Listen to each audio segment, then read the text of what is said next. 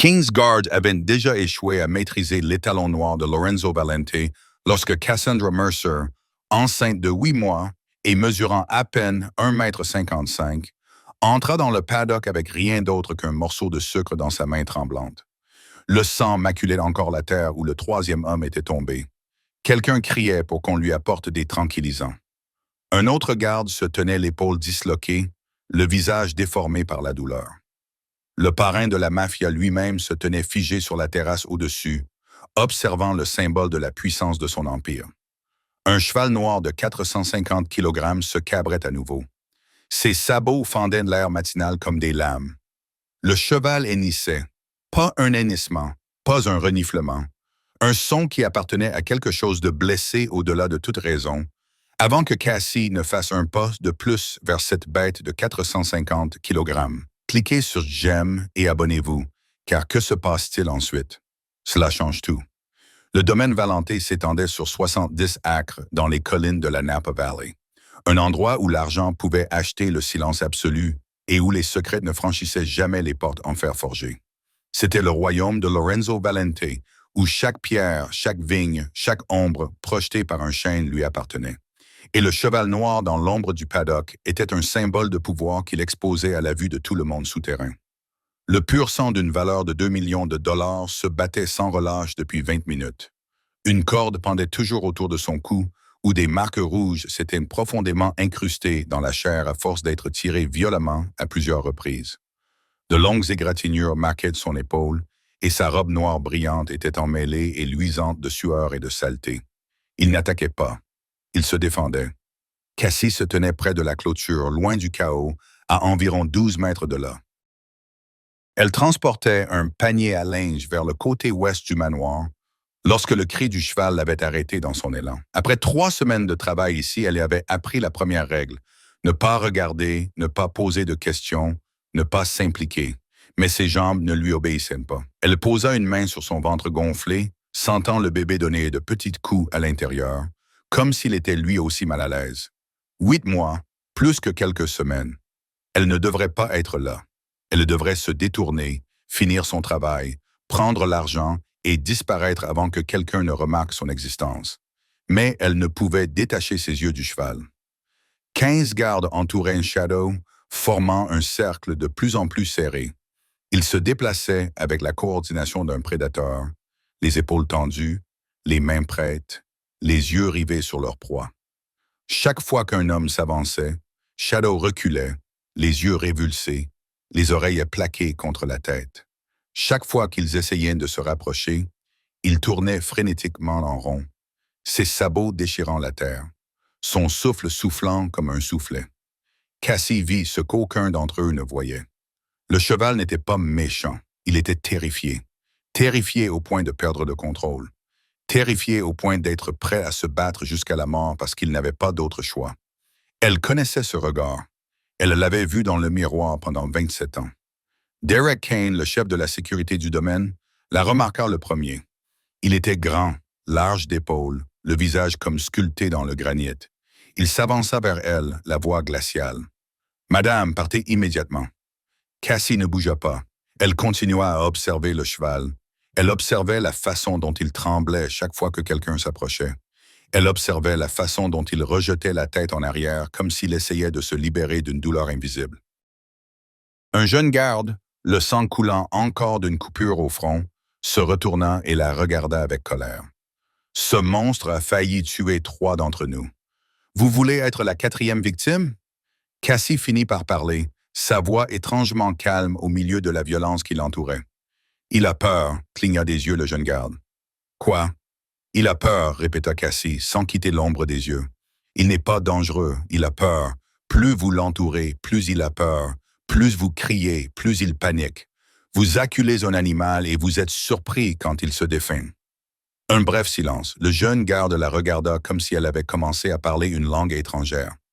Derek Kane s'approcha, la voix plus basse, mais toujours pleine de menaces. « Qui êtes-vous? » « Cassandra Mercer, femme de ménage, en bas. » « Alors retournez en bas. » Cassie ne répondit pas. Sa main glissa dans la poche de son tablier, où elle gardait depuis le matin un petit objet, un morceau de sucre. Elle avait prévu de le garder pour le thé de l'après-midi, une rare douceur dans ses longues journées de travail. Le morceau de sucre avait fondu à moitié sous l'effet de la chaleur de son corps. Il était mou et collant sous ses doigts. À présent, il était devenu autre chose, un pont, une offre, un test. Cassie referma ses doigts dessus, le sentant se dissoudre davantage dans sa paume. Elle regarda Shadow, qui se tenait maintenant au milieu du paddock, les côtes haletantes, les yeux toujours sauvages, mais avec quelque chose d'autre qui les traversait à présent. L'épuisement, il ne pouvait pas se battre éternellement. Derrick fit un autre pas vers elle, la voix plus froide. « Je ne te le redemanderai pas. » Cassie regarda au-delà de lui comme s'il n'existait pas. Elle regarda le cheval, puis elle regarda la porte du paddock, à seulement quelques pas. Elle savait que ce qu'elle s'apprêtait à faire était insensé. Elle était enceinte de 8 mois, petite, fragile, avec rien d'autre qu'un morceau de sucre dans la main. Le cheval pesait près de 500 kilos et avait déjà mis à terre 3 hommes adultes. Mais Cassie savait aussi autre chose. Elle connaissait la peur. Elle savait ce que c'était que d'être acculée dans un coin sans que personne ne lui tende la main. Elle savait ce que c'était que de se battre parce qu'il n'y avait pas d'autre choix. Et elle savait que parfois, la seule chose qui pouvait vaincre la peur n'était pas la force, c'était la douceur. Cassie s'avança vers la barrière. Sa main se posa sur la barre de fer glacé. Elle la poussa pour l'ouvrir et entra. Le portail en fer se referma dans un grincement derrière Cassie. Ce bruit résonna comme une déclaration, une ligne tressée entre la sécurité et le point de non-retour. Aussitôt, des cris fusèrent de toutes parts. « Arrêtez-la! Que quelqu'un la bloque! Vous avez perdu la tête? » Derek Kane se précipita vers le portail, tendant la main pour la tirer en arrière. Mais il était trop tard. Cassie était déjà à l'intérieur du paddock, séparée de lui par une clôture en fer et un monde complètement différent. Il resta là, le poing serré autour de la barre métallique, la regardant comme si elle venait de signer son arrêt de mort. La poussière flottait dans l'air comme un souffle retenu. Tout le paddock semblait figé pour un moment interminable. Le temps ralentissait tellement que Cassie pouvait sentir chaque petit grain de poussière tourner dans la lumière. Le soleil californien du matin était plus intense que jamais, se déversant sur ses épaules comme un vêtement lourd, si chaud qu'elle sentit la sueur perler sur son front en quelques secondes. Son cœur battait à tout rompre contre ses côtes. Coup après coup, il résonnait dans ses oreilles comme un tambour de guerre. Le bébé donnait des coups de pied plus forts que jamais, comme pour protester contre cette décision, comme pour crier « Maman, ne fais pas ça. Maman, reviens. » Mais Cassie ne fit pas demi-tour. Elle avait fait ce choix 3 semaines plus tôt, lorsqu'elle était entrée dans le domaine Valencia avec un sac déchiré et sans le sou. Elle avait choisi de survivre. Elle avait choisi de continuer à avancer, même si la route devant elle était plongée dans le noir. Elle avait choisi de ne pas s'arrêter, de ne pas s'effondrer, de ne pas abandonner. Et aujourd'hui, dans ce paddock, elle faisait à nouveau le même choix. Continuer, même si elle avait peur, même si elle tremblait, même si tout en elle lui criait de s'enfuir. Shadow leva la tête dès qu'il sentit une nouvelle présence sur son territoire. Ses yeux noirs se fixèrent sur Cassie, sauvage, douloureux et extrêmement alerte. Le cheval se tenait là, telle une statue noire sur la terre brun-gris. Tous ses muscles étaient tendus, prêts à affronter la prochaine menace. Il avait combattu 15 hommes. Il avait été étranglé par une corde, crié dessus, encerclé.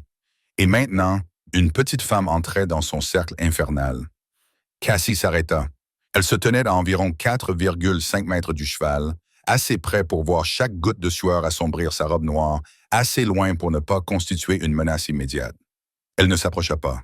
Elle ne recula pas. Elle n'exigea rien. Elle ne donna aucun ordre. Elle ne fit rien de ce que les 15 gardes avaient fait. Elle resta simplement là, à attendre. Derrière la clôture, Derek Kane criait, la voix brisée par la peur et la colère. « Sors de là immédiatement. Sors avant qu'il ne te tue. » Cassie l'entendait. Elle entendait chaque cri, chaque avertissement, chaque bruit chaotique autour d'elle. Mais elle ne tourna pas la tête. Elle ne quitta pas l'ombre des yeux. Au lieu de cela, elle ouvrit la bouche et parla. Sa voix était faible, douce, juste assez forte pour que le cheval l'entende. Tout va bien. Chaque mot sortait de ses lèvres comme un murmure, comme une berceuse issue d'un lointain souvenir. Tu n'as plus besoin de te battre. Shadow ne bougea pas.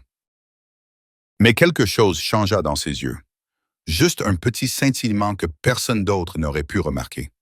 Mais Cassie le vit. Elle le vit parce qu'elle le cherchait. Une étincelle de quelque chose qui n'était pas de la peur.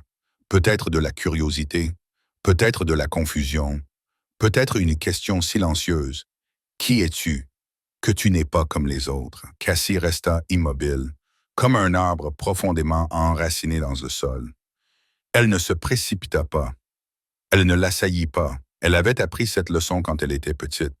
D'un homme qui s'était assis dans la poussière pendant 6 heures juste pour gagner la confiance d'un cheval qui avait été battu. La patience n'était pas une faiblesse. La patience était une sagesse. Shadow expira longuement et bruyamment, si fort que Cassie vit de la poussière s'élever du sol. Ses oreilles se penchèrent vers elle, puis s'aplatirent, puis se relevèrent.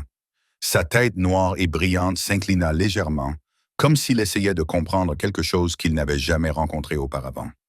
La bataille qui se livrait à l'intérieur du cheval se voyait dans chacun de ses muscles. Ses tendons se tendirent, puis se relâchèrent. Une patte avant fit un petit pas en avant, puis s'arrêta. Ses yeux ne quittaient pas Cassie, mais sa sauvagerie s'adoucit légèrement, juste un peu, comme le soleil qui sort de derrière un nuage d'orage. Entre confiance et peur, le cheval se tenait sur le fil du rasoir, et Cassie savait qu'un seul faux mouvement, un seul bruit fort, un seul pas précipité, et tout s'écroulerait. Elle ne fit donc rien du tout. Elle resta simplement là, la main toujours fermée autour du morceau de sucre dans sa paume, et attendit que le cheval prenne sa propre décision.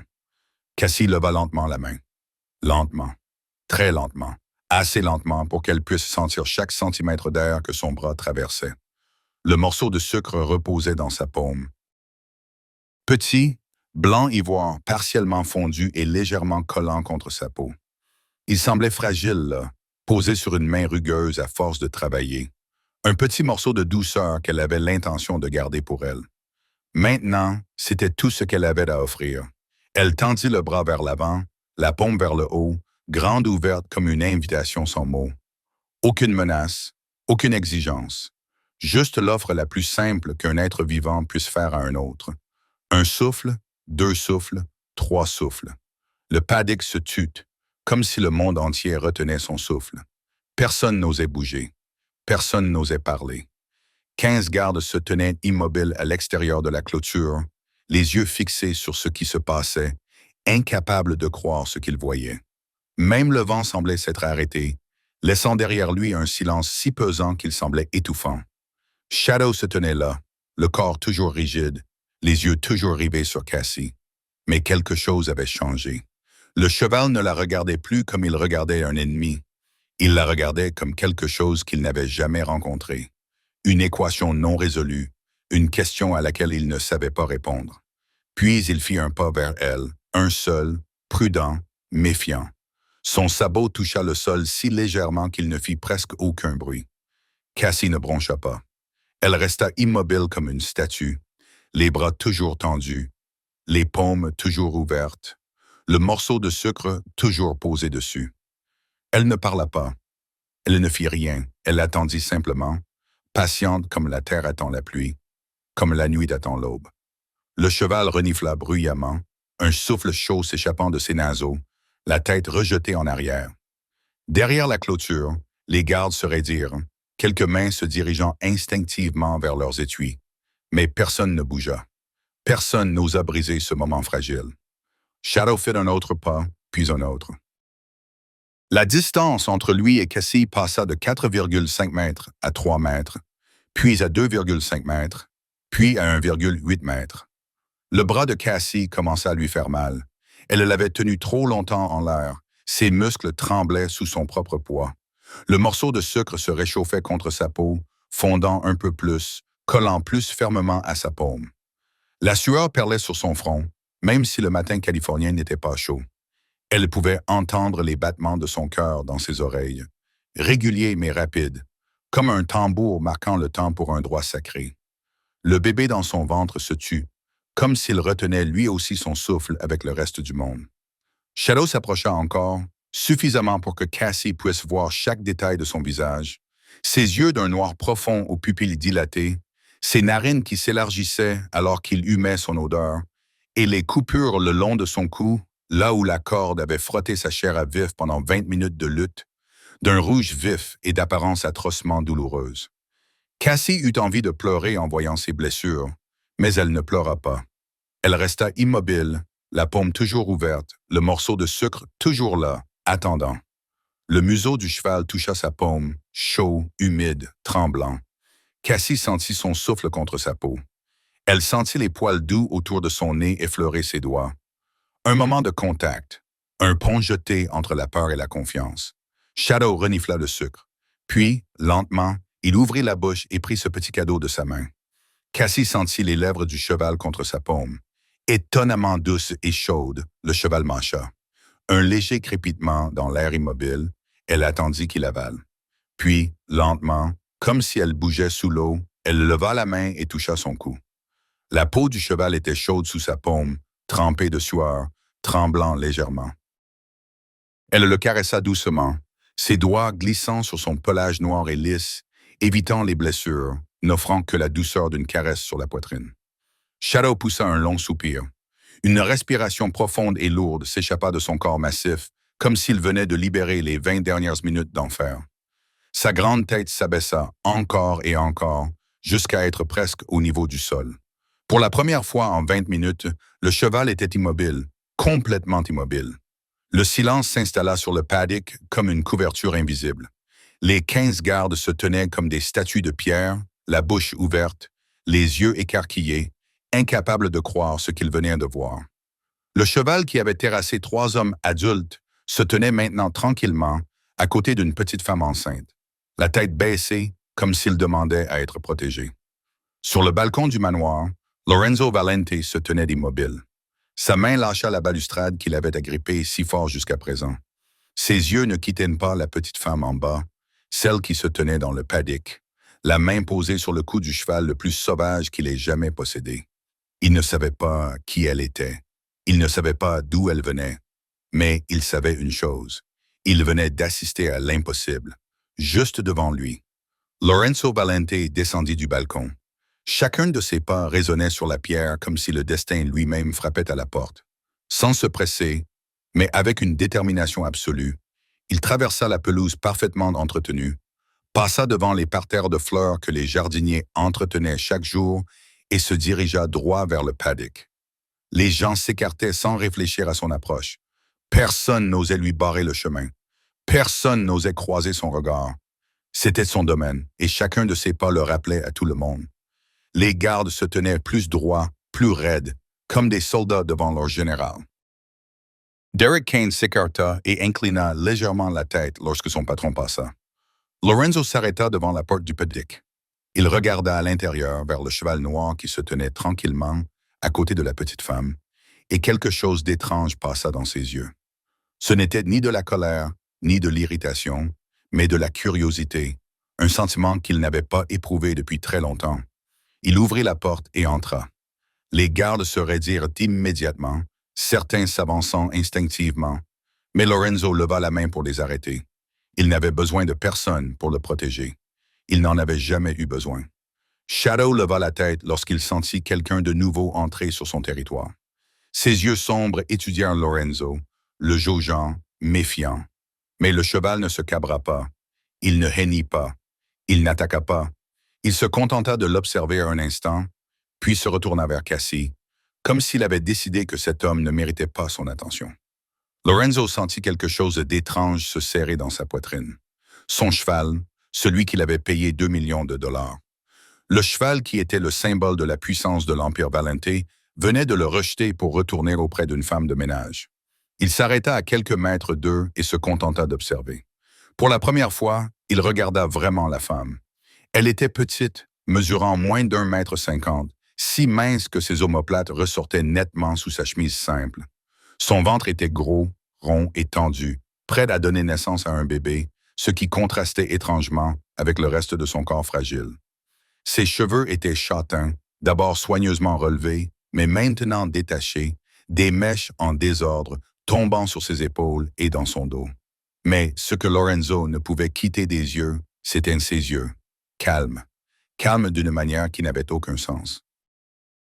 Il ne reflétait aucune peur, aucune inquiétude, aucune de ces différences qui le faisaient reculer et qu'il avait l'habitude de voir chez les gens qui se tenaient devant lui. Elle regardait le cheval avec douceur, sa main caressant toujours son cou, comme si se tenir dans un paddock avec une bête sauvage était la chose la plus normale au monde. Lorenzo prit la parole d'une voix grave et autoritaire. « Qui êtes-vous? » Cassie ne se retourna pas. Elle continua à caresser le cou de Shadow d'une voix calme, comme si elle parlait de la météo. Cassandra Mercer, femme de ménage à l'étage inférieur. Femme de ménage à l'étage inférieur. Il avait des dizaines de domestiques dans ce manoir et il ne se souvenait du visage d'aucun d'entre eux.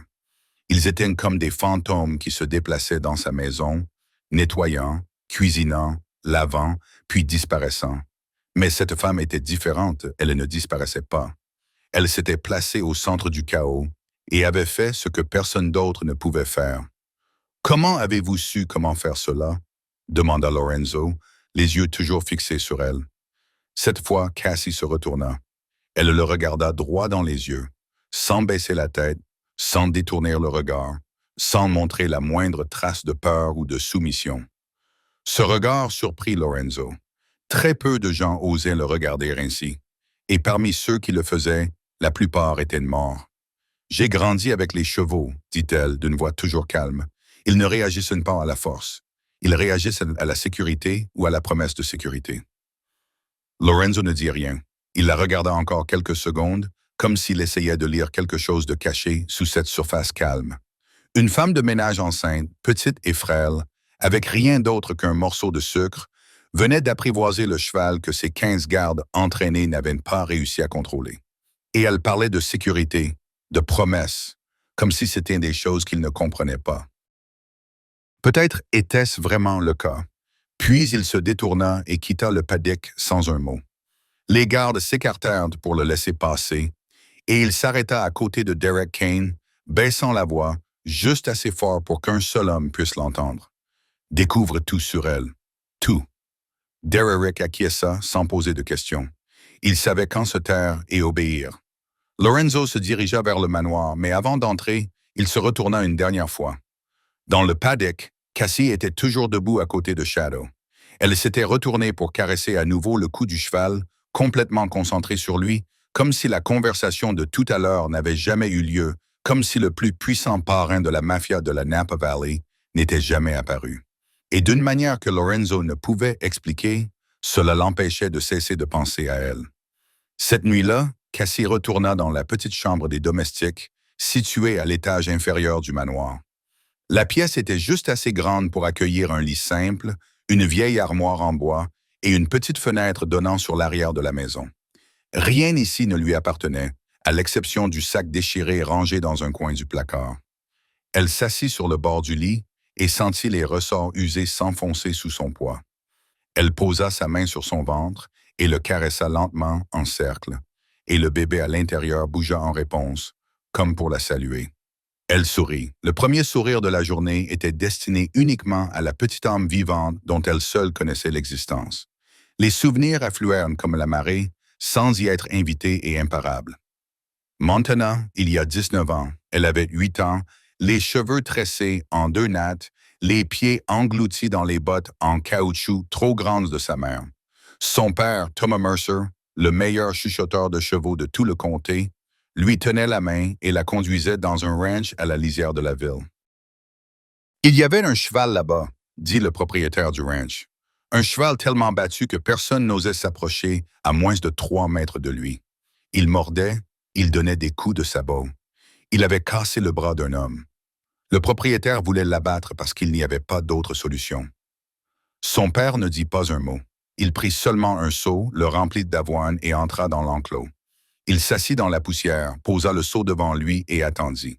Le cheval se tenait dans le coin le plus éloigné, les yeux révulsés, le corps tremblant, prêt à attaquer quiconque s'approcherait.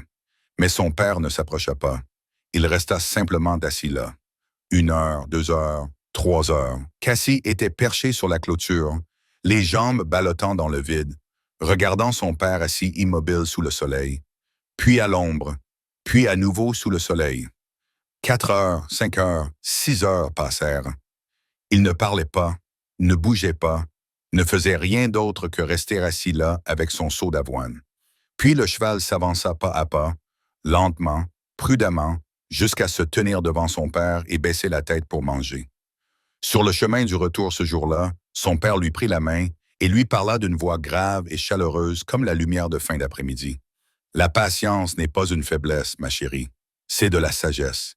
Cassie se souvint de cette leçon. Elle la grava dans sa chair et dans ses os, la conserva comme un trésor pendant les années qui suivirent. Mais elle se souvint aussi de ce qui suivit. Sa mère mourut quand Cassie avait 8 ans.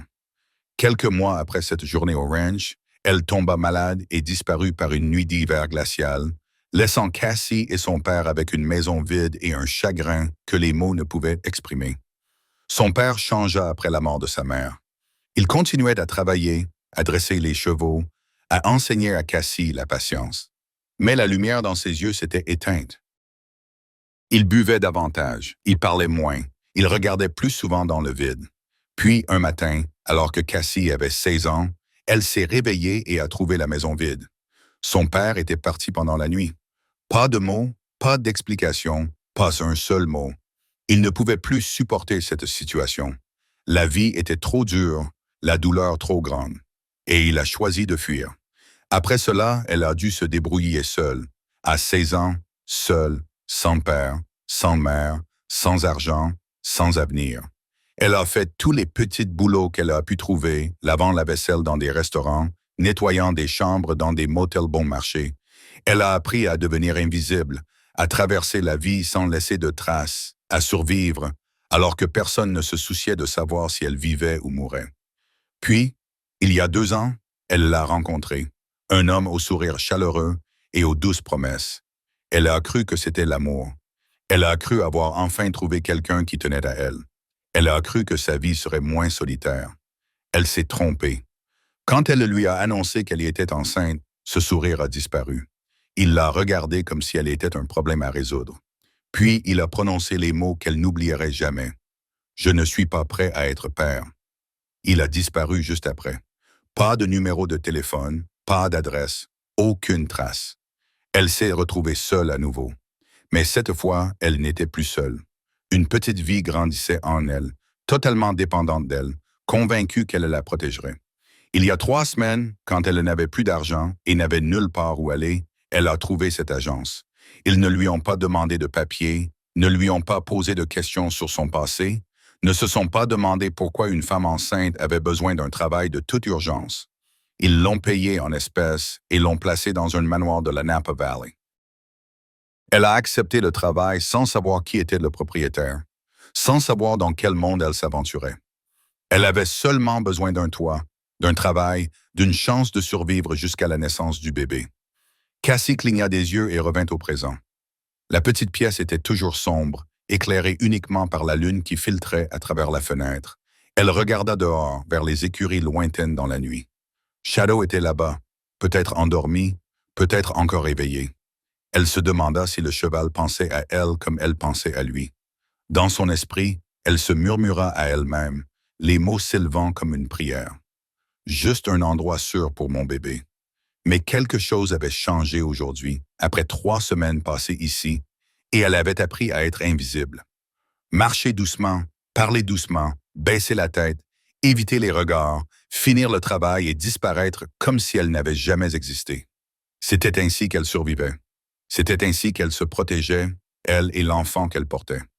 Mais aujourd'hui, lorsqu'elle était entrée dans ce paddock, lorsqu'elle s'était retrouvée face à un cheval sauvage,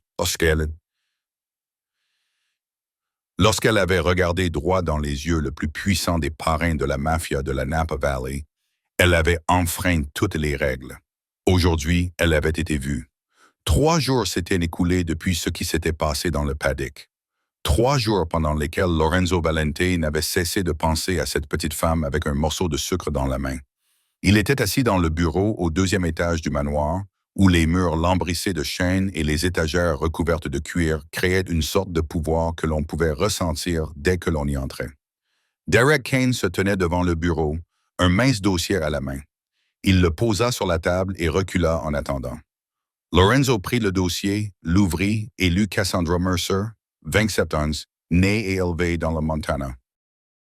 Pas de casier judiciaire, pas d'antécédents judiciaires, pas de problème avec la justice, pas de famille joignable, parents décédés ou dont on ignore le lieu de résidence. Enceinte de 8 mois, père de l'enfant non identifiable. Embauché par une agence de placement domestique il y a 3 semaines. Pas de référence, pas de parrain. Lorenzo lut chaque ligne, chaque détail, chaque petite information que les collaborateurs de Derek avaient recueillie. Rien de spécial, rien de suspect. Juste une femme ordinaire menant une vie ordinaire. Si l'on peut qualifier d'ordinaire le fait d'être enceinte et sans personne vers qui se tourner, conclut-il en refermant le rapport, qu'il posa sur le bureau avant de se taire. Au bout d'un moment, Derek prit la parole. « Elle est clean, monsieur. Rien de suspect. Aucun lien avec sa famille. Aucun signe qu'elle soit une espionne ou qu'elle ait des liens avec un rival. C'est juste une femme de ménage ordinaire. » Lorenzo ne répondit pas. Il regarda par la fenêtre d'où l'on pouvait voir le paddock au loin.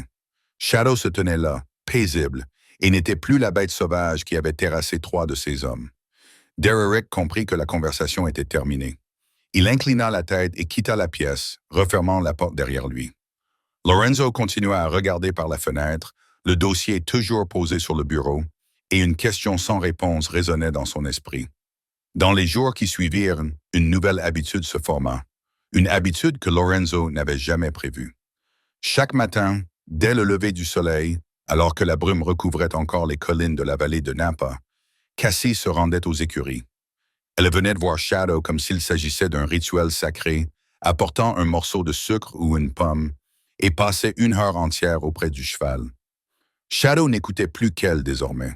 Il la laissait brosser son pelage, le caresser, le mener en promenade autour du paddock.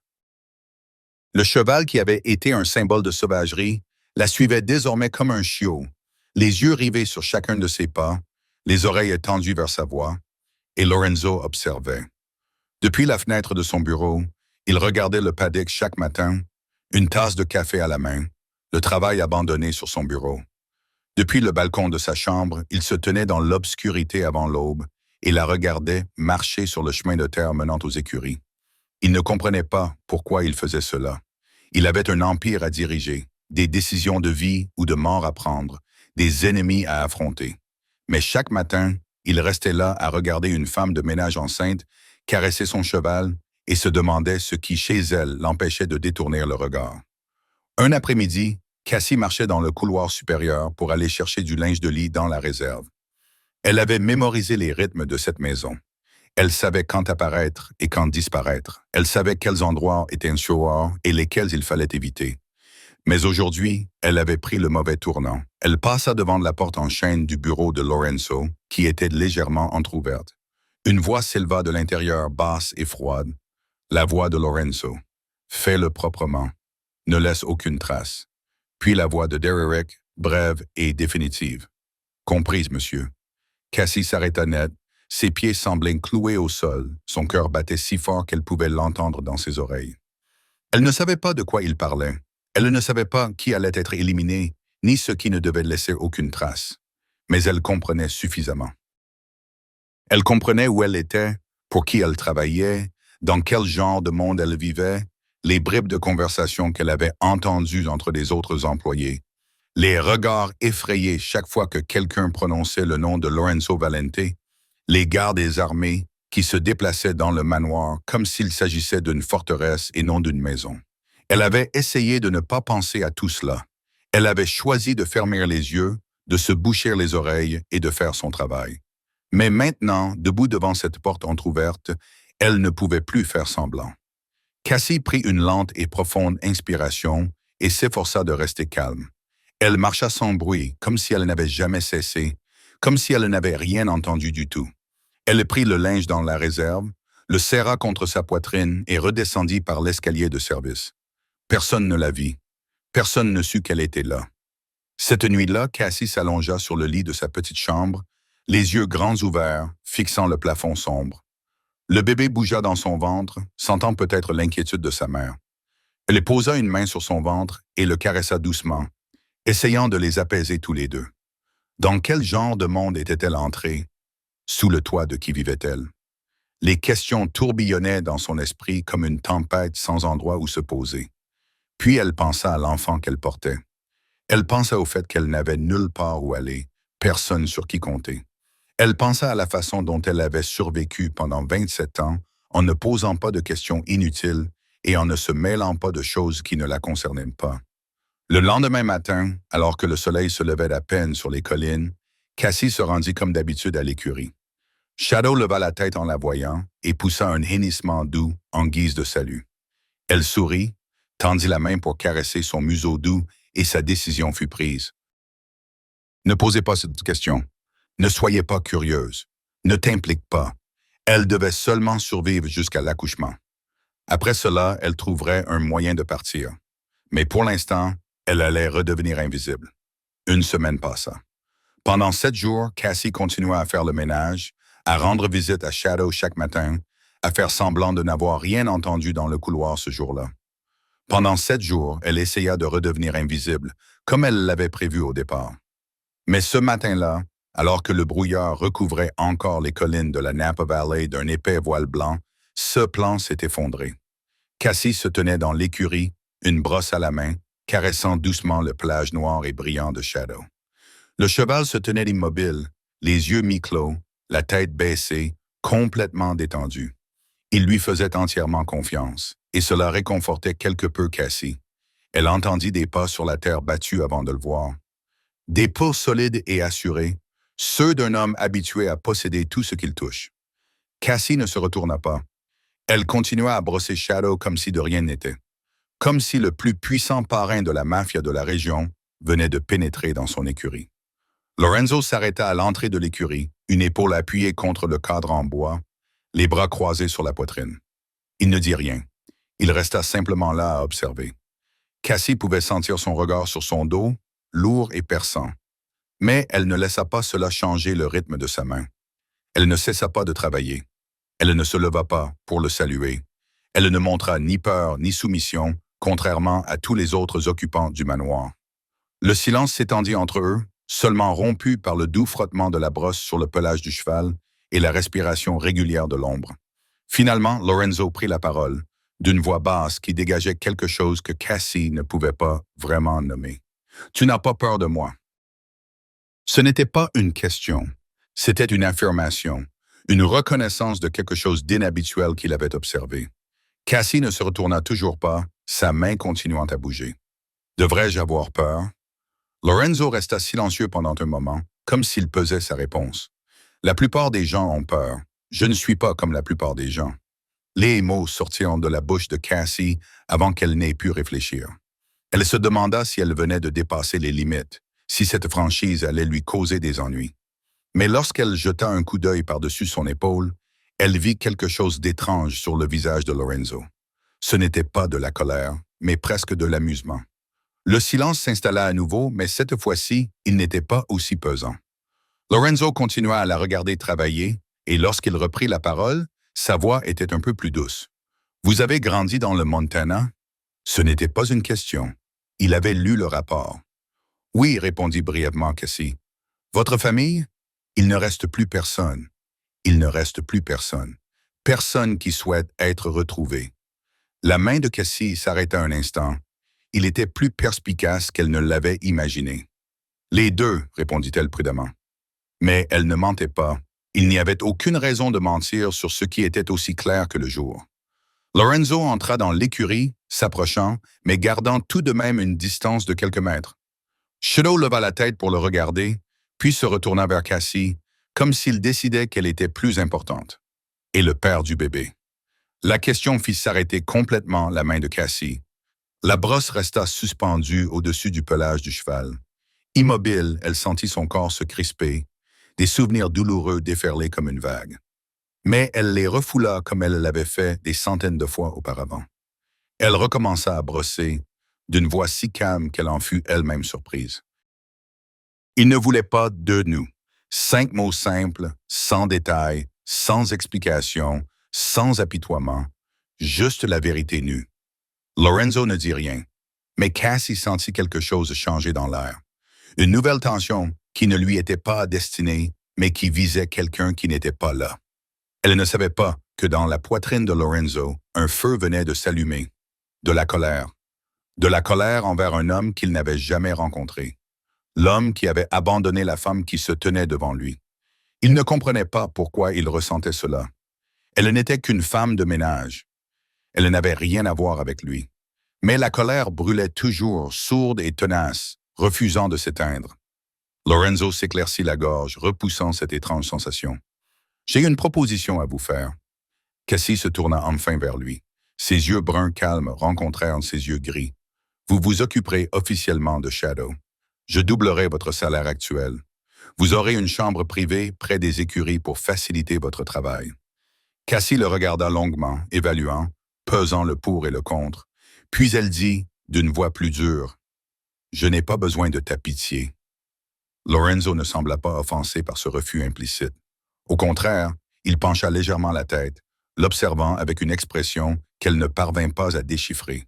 Ce n'est pas de la pitié, c'est un travail. Il fit un pas en avant, son ton devenant plus pragmatique. Ce cheval vaut 2 millions de dollars. Il était mon symbole de pouvoir, et il a failli causer un désastre. 15 hommes entraînés n'ont pas réussi à le contrôler. Mais il t'écoute comme un chiot. C'est ça la valeur, Cassandra. Ce n'est pas de la charité. Cassie le regarda, puis regarda Shadow, puis le regarda à nouveau. Elle pensa à la petite chambre exiguë dans les quartiers du personnel. Elle pensa au peu d'argent qu'elle gagnait. Elle pensa au bébé qui allait naître et à ce dont il aurait besoin. Elle acquiesça. Très bien. Lorenzo acquiesça à son tour, comme si la négociation s'était terminée exactement comme il l'avait prévu. Vous aurez une chambre privée à partir de demain. Il se retourna et se dirigea vers la porte de l'écurie. Mais avant de sortir, il s'arrêta. Il lui tournait toujours le dos, mais sa voix s'adoucit, prenant un ton que Cassie ne lui avait jamais entendu auparavant. « Et Cassandra ?» Elle leva les yeux, attendant. « Tu t'es bien débrouillé avec l'ombre. » Puis il s'éloigna, disparaissant dans le brouillard qui recouvrait encore les collines. Cassie resta là, le pinceau toujours à la main, regardant son dos jusqu'à ce qu'il se dissolve complètement dans le blanc. C'était la première fois qu'elle l'entendait dire quelque chose qui n'était pas un ordre, et elle ne savait pas comment elle devait réagir. 2 semaines passèrent comme un rêve que Cassie n'osait croire réel. Elle emménagea dans la nouvelle chambre le lendemain même de sa conversation avec Lorenzo, exactement comme il le lui avait promis. La chambre était petite mais privée, dans une dépendance près des écuries, avec une grande fenêtre qui donnait sur les collines verdoyantes de la Napa Valley. Il y avait un vrai lit, pas le matelas à ressort usé des quartiers du personnel. Il y avait une petite table près de la fenêtre où elle pouvait s'asseoir et regarder dehors. Il y avait une salle de bain privée avec de l'eau chaude qui coulait en continu. Des petites choses que la plupart des gens considéraient comme acquises. Mais pour Cassie, c'était un des luxes dont elle n'avait jamais osé rêver. Sa vie était plus stable que jamais. Chaque matin, elle se réveillait au lever du soleil, marchait jusqu'aux écuries, situées à quelques pas, et passait du temps avec Shadow. Elle le brossait, le promenait lentement autour du paddock, lui parlait de tout et de rien. Le cheval qui avait autrefois été un symbole de sauvagerie avait complètement changé. Il était doux, obéissant, et semblait même heureux chaque fois que Cassie apparaissait. Il hennissait, courait vers elle et pressait sa tête contre son épaule comme un chiot géant. Le lien qui les unissait était quelque chose que personne ne pouvait expliquer, mais que tout le monde pouvait voir. Et Lorenzo le voyait aussi. Il a commencé à se rendre aux écuries tous les matins, d'abord par hasard, puis progressivement par habitude. Il disait qu'il venait voir Shadow pour s'assurer que son investissement de 2 millions de dollars était bien entretenu. Mais tout le monde savait pourquoi il venait vraiment. Les gardes échangeaient des regards lorsqu'il passait. Le personnel de maison chuchotait derrière son dos, mais personne n'osait lui dire quoi que ce soit d'en face. Ces matins-là, ils discutaient. Au début, il ne s'agissait que de brèves phrases sur le travail, sur Shadow, sur le temps, mais peu à peu, les conversations s'allongèrent et devinrent plus faciles. Lorenzo lui posait des questions sur la vie dans le Montana, sur les chevaux dont elle s'était occupée, sur les hivers rigoureux et les étés courts dans les plaines. Cassie répondait, d'abord avec prudence, puis de manière plus naturelle, lorsqu'elle se rendit compte qu'il l'écoutait vraiment. Il écoutait plus qu'il ne parlait, ce qu'elle avait entendu dire qu'il faisait rarement avec qui que ce soit. Il se tenait debout, l'épaule appuyée contre la clôture, le regard perdu vers les collines, et la laissait lui raconter une vie qu'il ne pouvait imaginer. Un après-midi, après que Cassie eut fini de nourrir Shadow, Maggie apparut à la porte de l'écurie, l'air tendu. « Monsieur, Valente veut vous voir dans la maison principale. » Cassie sentit son estomac se nouer. Qu'avait-elle fait de mal? Avait-elle dit quelque chose qu'elle n'aurait pas dû dire? Ses conversations matinales étaient-elles une erreur? Elle suivit Maggie dans la maison principale, ses pas devenant de plus en plus lourds à chaque foulée. Lorsqu'elle arriva dans le grand salon, elle vit Lorenzo debout près de la fenêtre et à côté de lui, un homme d'âge moyen qu'elle n'avait jamais vu auparavant. L'homme avait les cheveux poivre et sel, un visage aimable et un sac en cuir noir qui ressemblait à une maillette de médecin posée sur la table. Lorenzo se retourna lorsqu'il l'entendit. « Cassandra, ça sera aussi le docteur Harrison Webb, mon médecin de famille. » Cassie s'arrêta net, ne comprenant pas ce qui se passait. « Je ne... » commença-t-elle, mais Lorenzo l'interrompit. « Tu es enceinte de 8 mois et tu travailles du matin au soir. Tu dois te faire examiner. » Sa voix n'était pas un ordre, mais ce n'était pas non plus une suggestion. C'était un fait qu'il énonçait et il n'acceptait aucune objection. Cassie voulait refuser. Elle voulait dire qu'elle n'avait besoin de l'aide de personne, qu'elle avait pris soin d'elle-même pendant 27 ans, qu'elle ne voulait être redevable à personne. Mais avant qu'elle n'ait pu ouvrir la bouche, le docteur Webb lui sourit, avec le sourire chaleureux d'un père, juste pour examiner Mademoiselle Mercer afin de s'assurer que le bébé est en bonne santé. Il n'y a pas lieu de s'inquiéter. Cassie regarda Lorenzo, mais il ne la regarda pas en retour. Il s'était tourné vers son bureau, faisant semblant d'étudier une pile de papier, comme si cela n'avait rien à voir avec lui. Comme si appeler son médecin privé pour examiner une femme de ménage était la chose la plus normale au monde. Elle accepta. Non pas parce qu'elle le voulait, mais parce qu'elle savait que c'était la bonne chose à faire pour l'enfant qu'elle portait. Le docteur Webb l'examina attentivement, minutieusement, lui posant des questions sur son alimentation, son sommeil, ses symptômes inhabituels. Il écouta les battements du cœur du bébé, vérifia sa tension artérielle, mesura son ventre. Lorsqu'il eut terminé, il lui adressa un sourire rassurant. « Le bébé est en très bonne santé, Mademoiselle Mercer. Son cœur bat fort et régulièrement, et sa taille est tout à fait normale. Mais vous devez vous reposer davantage. À 8 mois, ce n'est pas le moment de trop travailler. » Après le départ du médecin, Cassie resta dans le salon, ne sachant pas si elle devait partir ou rester. Lorenzo était toujours debout devant son bureau, faisant semblant de lire des papiers. « Vous n'étiez pas obligé de faire ça, » dit Cassie d'une voix douce, mais empreinte d'une émotion qu'elle ne pouvait pas vraiment nommer. Lorenzo leva les yeux vers elle, ses yeux gris rencontrant ceux de Brown. « Je sais. » 2 mots. Pas d'explication, pas de raison, pas de défense, juste « je sais ». Comme si cela disait tout. Cassie ne posa pas d'autres questions. Elle baissa légèrement la tête et quitta la pièce, mais elle sentait son regard la suivre jusqu'à ce qu'elle disparaisse dans l'embrasure de la porte. Dans la cuisine du manoir, Rosa préparait le dîner lorsque Maggie entra. « Il m'a demandé ce que Cassie aimait manger », dit Rosa, incapable de cacher sa surprise. « Il n'a jamais demandé à personne ce qu'il aimait manger. Il passe simplement commande et nous nous exécutons. » Maggie regarda par la fenêtre d'où elle pouvait voir Lorenzo se diriger vers les écuries, même si Cassie n'était plus là. « Il est amoureux, dit-elle, la voix teintée d'une pointe de tristesse et d'espoir. Il ne le sait simplement pas encore. » Cette nuit-là, Cassie était allongée dans sa nouvelle chambre, une main sur son ventre, sentant le bébé bouger à l'intérieur. Le clair de lune filtrait à travers la fenêtre et se répandait sur les collines lointaines.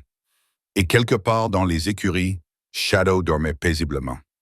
Pour la première fois depuis longtemps, peut-être pour la première fois de sa vie, Cassie avait l'impression de pouvoir respirer. Tard dans la nuit, Lorenzo était assis seul dans le bureau au 2e étage du manoir. Son verre de whisky était à moitié vide, l'ambre reflétant la lumière dorée de la lampe de bureau.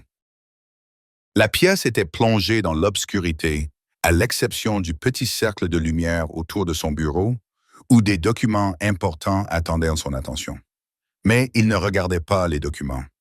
Il regardait par la fenêtre vers le petit bâtiment près des écuries. La lumière brûlait toujours dans la chambre de Cassie, un carré jaune chaud dans la nuit noire. Il se demandait ce qu'elle faisait, si elle lisait, si elle pensait au bébé qui allait bientôt naître, ou peut-être était-elle éveillée comme lui, avec des pensées qui l'empêchaient de dormir.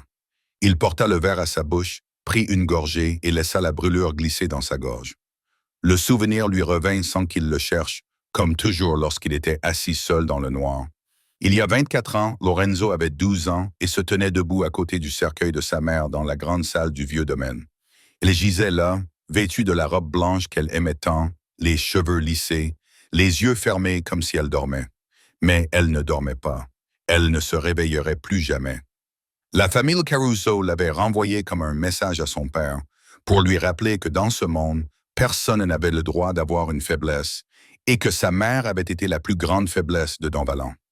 Son père se tenait à côté du cercueil, le dos droit comme un chêne, le visage dur comme le granit. Il n'avait pas versé une larme, pas un seul sanglot, pas une seule trace de douleur n'apparaissait sur les traits sculptés et sévères de son visage. Lorenzo avait envie de pleurer, envie de crier, envie de tout casser autour de lui. Mais il regarda son père et apprit à ravaler ses larmes. Après les funérailles, lorsque les personnes en deuil furent parties et que la maison fut plongée dans un silence de mort, son père l'appela dans son bureau. Lorenzo se souvenait de l'odeur des cigares et du cuir dans cette pièce. Il se souvenait du regard froid de son père lorsqu'il le fixait. Il se souvint de chaque mot qui sortit des lèvres minces de l'homme qu'il avait mis au monde. L'amour est une faiblesse, Lorenzo. Ils ont tué ta mère parce que je l'aimais, parce que je l'ai laissé devenir ma faiblesse. Ne laisse jamais personne devenir ta faiblesse. Jamais. À 12 ans, Lorenzo se tenait dans cette pièce et regardait son père ériger le premier mur autour de son cœur. Il y a 20 ans, Lorenzo avait 16 ans et se tenait dans le stand de tir souterrain situé sous le domaine. Il tenait un pistolet dans sa main, lourd et froid, et il apprit à appuyer sur la gâchette sans trembler. Son père se tenait derrière lui, observant, jugeant, jamais satisfait. Lorenzo apprit à tirer cette année-là, apprit à se battre, apprit à interroger, apprit à faire peur aux gens d'un simple regard, et surtout, il apprit à ne rien ressentir. Son père lui enseigna tout ce dont il avait besoin pour survivre dans ce monde. La confiance, c'est stupide, disait son père d'une voix glaciale. Tout le monde a un prix. Payez assez cher et n'importe qui vous trahira. Souvenez-vous-en. Lorenzo s'en souvenait. Il l'avait gravé dans ses os, dans sa chair, dans chaque cellule de son corps. Il ne faisait confiance à personne. Il n'aimait personne. Il ne laissait personne s'approcher suffisamment pour pouvoir le blesser. Il y a 10 ans, son père est mort. Une crise cardiaque soudaine au milieu de la nuit. Et Lorenzo a hérité de l'Empire Valente à 26 ans. Il est resté au chevet de son père pendant ces dernières heures, regardant l'homme qui avait été un symbole de pouvoir devenir petit et fragile sous les draps blancs. Son père ne s'est pas excusé, n'a pas parlé d'amour, n'a rien dit d'autre que des instructions sur les affaires, sur l'Empire, sur les ennemis à surveiller. Jusqu'à la fin, il est resté Don Valente, pas un père. Après la mort de son père, Lorenzo a construit des murs plus hauts, plus froids, plus cruels. Il est devenu le nouveau Don Valente. Plus terrifiant que son père ne l'avait jamais été. Personne n'osait s'approcher de lui. Personne n'osait le regarder dans les yeux. Il avait tout, l'argent, le pouvoir, la peur de ses ennemis. Et pourtant, il n'avait rien du tout. Il n'avait jamais eu de véritable relation. Il n'avait jamais eu personne qu'il pouvait appeler un ami, un amant, un membre de sa famille, seulement des transactions, seulement des avantages, seulement des murs imposants et un cœur glacé. Lorenzo regarda dans son verre et vit son propre visage déformé dans le liquide ambré. Il se demanda ce que Cassie pensait de lui. Avait-elle peur de lui? Le méprisait-elle? Pouvait-elle voir le sang sur ses mains, même s'il les avait lavées depuis longtemps? Elle le regardait avec ses yeux calmes, sans peur, sans soumission, comme si elle pouvait voir à travers toutes les couches qu'il avait construites au cours des 24 dernières années. Et le plus effrayant, c'est qu'il voulait qu'elle le voie. Il voulait qu'elle le voie, le vrai homme, pas le parrain de la mafia, pas Don Valente, juste Lorenzo. Mais cet homme existait-il encore? Où était-il mort avec sa mère il y a 24 ans dans une pièce qui sentait le mensonge et les larmes qui ne coulaient jamais? Lorenzo vida son verre de whisky et le posa sur le bureau. Il se leva, marcha jusqu'à la fenêtre et regarda dehors. La lumière dans la chambre de Cassie était toujours allumée, comme un petit phare dans un océan de ténèbres. Il éteignit la lampe de bureau, laissant la pièce s'enfoncer dans la nuit, mais ses yeux restaient rivés sur cette fenêtre éclairée au loin. Il ne put dormir cette nuit-là. À 50 kilomètres au sud du domaine Valente, dans une vieille villa cachée au milieu de vignobles à perte de vue, une autre réunion était en cours. C'était le territoire des Caruso, les ennemis jurés de la famille Valente, ceux qui avaient tué la mère de Lorenzo 24 ans plus tôt. Bennett Caruso était assis dans son bureau, âgé de 52 ans, les cheveux argentés lissés en arrière, les yeux perçants fixés sur les photos étalées sur une table en chêne.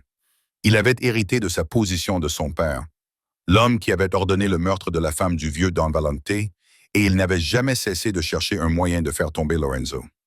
Vince Caruso, son fils, âgé de 28 ans, se tenait en face de lui avec un air suffisant. Il était le portrait craché de son père. Il avait les mêmes yeux froids et le même sourire cruel, mais il n'avait pas la patience et le sens du calcul que Bennett avait acquis au fil des décennies. « Regarde ça », dit Vince en glissant une autre photo sur la table. Une photo prise de loin, mais suffisamment nette pour distinguer deux silhouettes. Une petite femme se tenait à côté d'un cheval noir dans un paddock, et un homme se tenait plus loin, la regardant. Valente tient à elle, une femme de ménage enceinte. Bennett prit la photo et plissa les yeux. Comment ça, il tient à elle? Il lui a donné une chambre privée près des écuries, pas dans les quartiers du personnel. Vince répondit d'un ton méprisant. Il a fait venir son médecin personnel pour l'examiner. Et chaque matin, il descend aux écuries et reste là à lui parler pendant des heures. Valente, le type qui ne parle jamais à personne plus de 5 minutes, passe maintenant son temps à bavarder avec une petite femme de chambre enceinte. Bennett reposa la photo, se cala dans son fauteuil et un lent sourire se dessina sur ses lèvres. Ce n'était pas un sourire heureux. C'était le sourire d'un prédateur qui venait de flairer la faiblesse de Praise. « Lorenzo Valente », dit-il là, répétant ce que tout le milieu criminel acceptait depuis 10 ans. L'homme sans faiblesse. Il en a enfin une. Vince acquiesça, les yeux brillants d'excitation. Nous l'utilisons comme moyen de pression. Nous l'attrapons, la ramenons ici, puis forçons Valente à nous céder le territoire sud. Il nous a pris ce qu'était zone il y a 5 ans. Il est temps de le reprendre. Bennett se tut, tapotant légèrement la table du bout des doigts. Il n'était pas imprudent comme son fils. Il avait vécu assez longtemps dans ce monde pour savoir que les actions précipitées finissaient souvent par la mort. « Soyez prudent », dit-il d'une voix lente, mais qui avait le poids d'un ordre. Valente n'est pas facile à provoquer. Son père était déjà dangereux, mais lui est pire, plus froid, plus impitoyable. Si nous touchons à quelque chose qui lui tient à cœur et que nous échouons, il réduira tout en cendres. Vince s'approcha, posa les 2 mains sur la table et se pencha vers son père. C'est exactement pour cela que nous avons besoin d'un otage. Il ne prendra aucun risque si elle est entre nos mains. Une femme enceinte, faible, incapable de se défendre. Valente fera tout ce que nous lui dirons s'il veut qu'elle reste en vie. Bennett observa son fils, réfléchissant. Le plan était logique. Si Lorenzo Valente tenait vraiment à cette femme, si elle était vraiment son point faible, alors c'était l'occasion qu'ils attendaient depuis toutes ces années. Une chance de renverser leur ennemi sans effusion de sang. Ou du moins sans leur sang. « D'accord », dit Bennett en hochant la tête. « Mais ça doit être propre. Il ne doit rester aucune trace, et nous attendons le bon moment. » Vince sourit, le sourire d'un homme qui croyait avoir gagné avant même que le combat ne commence. Cette nuit-là, loin de la villa Caruso, Cassie revenait des écuries vers sa chambre. Elle était restée plus tard que d'habitude pour brosser Shadow et vérifier les blessures sur son cou, désormais presque complètement guéri. Le chemin de terre familier qui menait des écuries au petit bâtiment où elle vivait était éclairé par la faible lueur de la lune. Elle l'avait parcouru des dizaines de fois, en toute sécurité et tranquillité. Mais ce soir-là, quelque chose semblait différent. Elle le sentit avant même de pouvoir l'expliquer. Un frisson lui parcourut l'échine, comme si quelqu'un l'observait dans l'obscurité. Elle s'arrêta et tourna la tête, scrutant la nuit. Rien. Seulement des rangées d'arbres sombres se découpant dans le ciel, des collines silencieuses et le chant incessant des grillons. Personne d'autre que son instinct. L'instinct qui l'avait maintenu en vie pendant 27 ans, lui criait que quelque chose n'allait pas. Elle accéléra le pas, marchant d'un pas pressé, un bras autour de son ventre, comme pour protéger l'enfant qu'elle portait. Elle ne courut pas, car elle savait que cela ne ferait qu'empirer les choses, mais elle se déplaça aussi vite que son corps lourd le lui permettait. Lorsqu'elle atteignit sa chambre et verrouilla la porte derrière elle, son cœur battait si fort qu'elle pouvait l'entendre dans ses oreilles. Elle s'adossa contre la porte, respirant profondément, essayant de se calmer.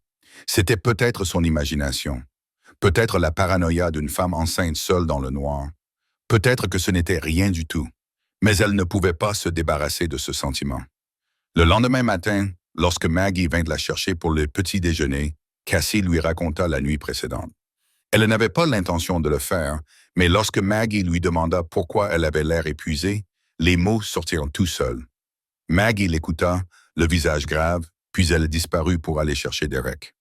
Derek en informa Lorenzo. Et avant même que Cassie ne comprenne ce qui se passait, 2 gardes furent postés près de son immeuble. Ils ne la suivaient pas, ils ne se tenaient pas juste devant sa porte, mais elle pouvait les voir de loin, toujours dans son champ de vision. Lorenzo ne vint pas la voir ce jour-là. Il n'y eut pas de matinée aux écuries comme d'habitude. Mais lorsque Cassie leva les yeux vers le balcon du manoir, elle vit sa silhouette là-haut qui la regardait, et elle sut que même sans un mot, il la protégeait. Elle ne savait pas qu'elle venait de devenir une cible. Elle ne savait pas que quelque part dans l'obscurité, les ennemis de Lorenzo prévoyaient déjà de l'utiliser comme un pion dans une guerre dont elle ignorait même l'existence. 3 jours s'étaient écoulés depuis la nuit où Cassie avait senti que quelqu'un l'observait.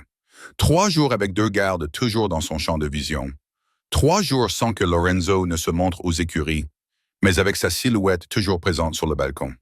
En regardant vers le bas, Cassie essayait de se convaincre que tout était normal, qu'elle était protégée, qu'il n'y avait pas lieu de s'inquiéter.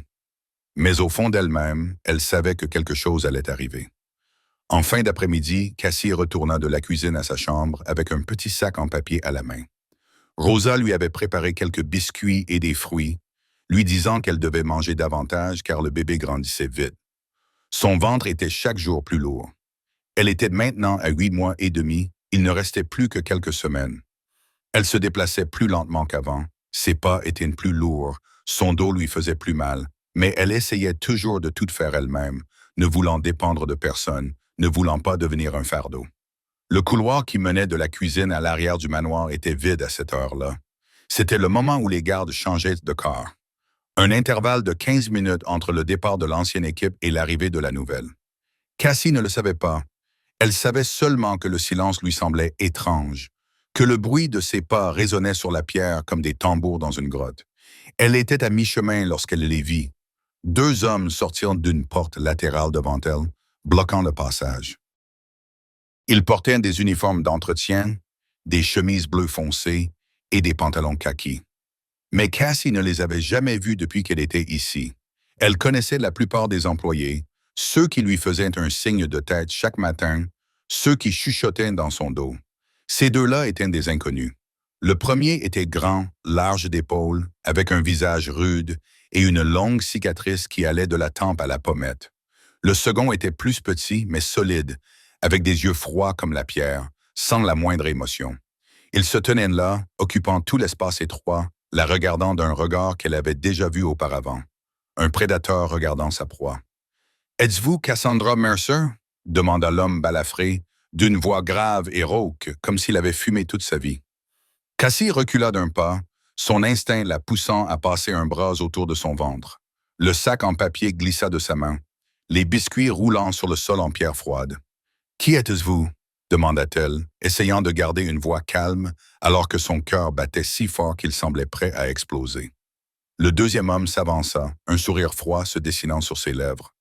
Quelqu'un qui compte pour Lorenzo Valente. Cassie sentit son sang se glacer. « Je ne suis qu'une femme de ménage. Je ne sais rien de Monsieur Valente. » L'homme balafré éclata d'un rire sec qui résonna dans le couloir vide. Les femmes de ménage ne font pas venir le médecin privé du patron. Les femmes de ménage n'ont pas droit à une chambre privée près des écuries.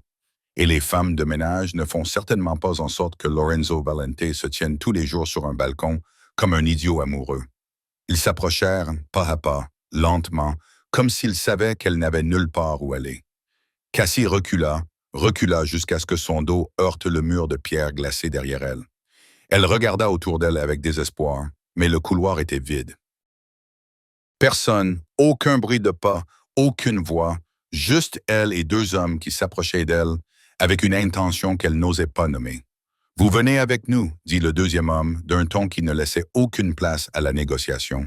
« Restez calme et personne ne sera blessé, surtout le petit dans votre ventre. » Les larmes montèrent dans la gorge de Cassie, mais elle les ravala.